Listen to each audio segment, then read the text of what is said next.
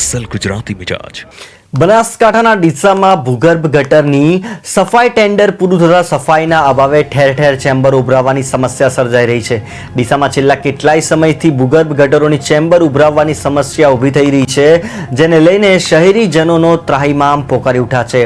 નગરમાં આવેલી લક્ષ્મીનારાયણ સોસાયટી સહિતના અનેક વિસ્તારોમાં ભૂગર્ભ ગટરની ચેમ્બરો ઉભરાઈ રહી છે. લોકો દ્વારા અનેક રજૂઆતો કરવામાં આવી હોવા છતાં તંત્ર દ્વારા કોઈ કામગીરી કરવામાં ન આવતા લોકોમાં ભારે આક્રોશ જોવા મળી રહ્યો છે. ડીસા શહેરના ભૂગર્ભ ગટરના ચેમ્બરોની સાફ સફાઈનું નવું ટેન્ડર બહાર પાડવામાં આવે છે તેવી અપક્ષ સભ્ય જગદીશ મોદી દ્વારા માંગ કરવામાં આવી છે.